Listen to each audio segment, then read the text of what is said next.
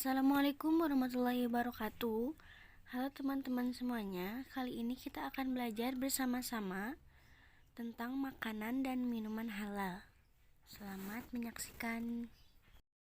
Oke, sekarang kita ke pengertian makanan dan minuman. Seperti yang kita ketahui ya teman-teman, kalau makanan dan minuman itu adalah zat yang kita makan, yang kita konsumsi gitu ya.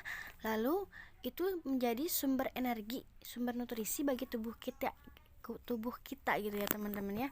Nah, di dalam Islam ternyata terdapat 3 bagian. Yang pertama itu halal berdasarkan zatnya. Jadi kalau makanan itu kandungannya baik gitu, nah maka itu bisa dikatakan halal.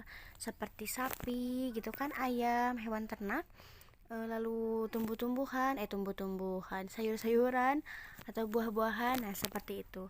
Dan yang kedua, halal berdasarkan cara memperolehnya. Nah, jika kita mengambil makanan dengan cara mencuri atau mengambil hak orang lain, maka itu bisa menjadikan makanan tersebut haram gitu ya teman-teman. Nah, yang ketiga, halal berdasarkan proses pengolahannya. Nah, seperti sapi misalkan disembelih tidak dengan menyebut nama Allah. Nah, maka itu menjadi haram. Seperti itu teman-teman. Selanjutnya ini makanan yang halal berdasarkan zatnya tadi. Jadi yang berdasarkan zatnya itu yang seperti apa gitu ya. Yang pertama jelas yang tidak diharamkan oleh Allah. Yang kedua yang tidak kotor, tidak jijik.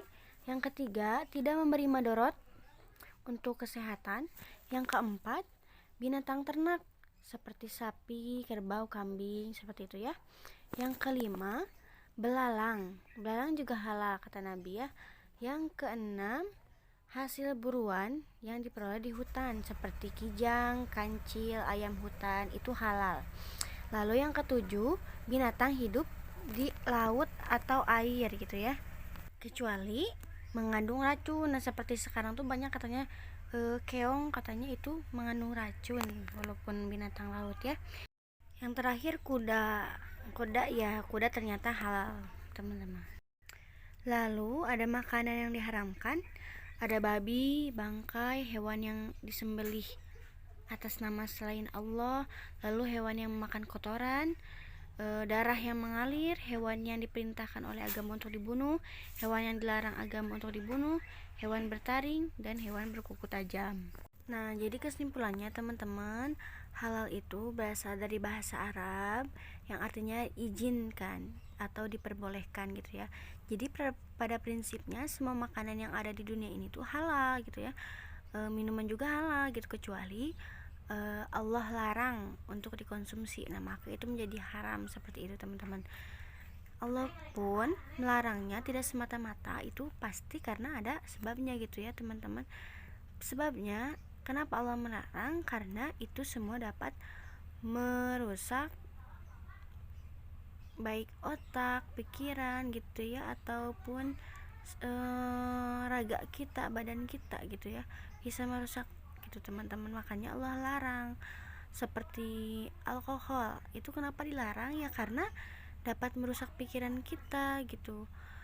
Terus babi, nah karena ternyata di dalam tubuh babi itu terdapat cacing gitu ya, cacing yang dapat berbahaya terhadap tubuh kita untuk dikonsumsi gitu teman-teman ya.